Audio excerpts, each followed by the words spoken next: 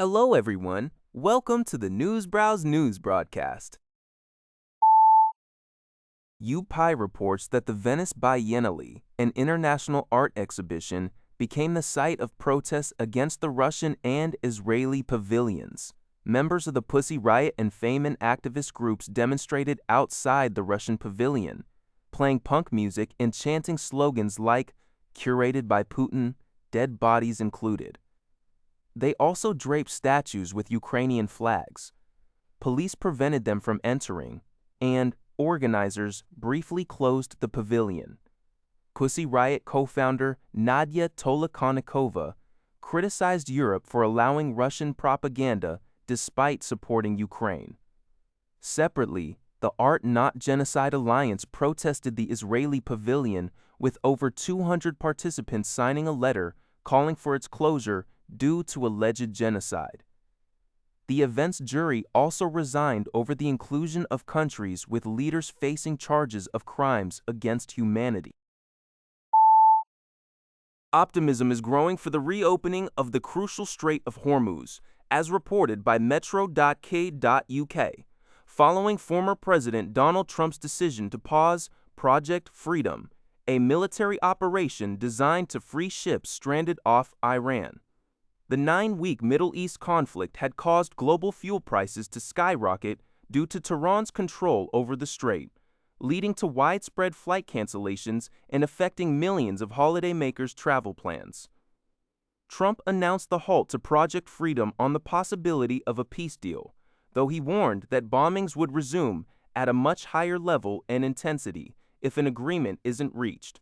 The proposed deal reportedly involves Iran ceasing uranium enrichment for 12 to 15 years and moving its highly enriched uranium stockpiles out of the country, with sanctions being lifted and assets released, terms that echo the 2015 Obama-era agreement. While oil prices, specifically Brent crude, plunged over 10% on the news, Iran's foreign ministry stated the proposal is still being considered, with one official describing it as a wish list. Both sides are looking to China to help bridge the diplomatic gap, with Trump scheduled to visit Beijing next week. U.S. Secretary of State Marco Rubio urged China to press Iran, stating, "You're the bad guy in this." The situation remains tense, with a recent U.S. fighter jet firing at an Iranian flagged ship, testing the fragile ceasefire. Al-Qaeda-linked fighters from the Jamaat Nusrat al-Islam wal Muslimin (JNIM) group have stormed Kiniaroba Central Prison, a facility known as Africa's Alcatraz southwest of Bamako, Mali. The prison holds 2,500 inmates, including at least 72 considered high value by the Malian state. In a coordinated attack, fighters also set fire to trucks carrying food supplies destined for the capital, disrupting crucial supply chains and raising concerns of a potential humanitarian crisis. This report is from Al Jazeera. The offensive by JNIM also comes amid a wave of arrests of former and current military officers, civil society members, and opposition figures accused of colluding with the group.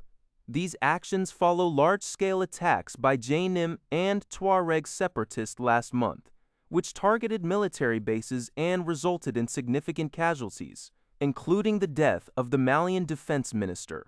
The JNIM has called for Malians to rise up against the government and transition to Islamic law, and has reportedly blockaded Bamako.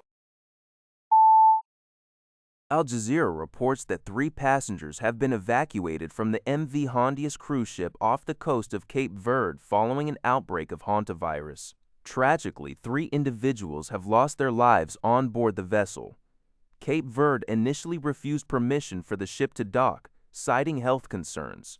The MV Hondius is now en route to the Canary Islands, carrying approximately 150 passengers. The Hantavirus outbreak led to the ship being denied port access, highlighting the serious health risks associated with the virus. That's all for this video. Thank you for watching. See you in the next video.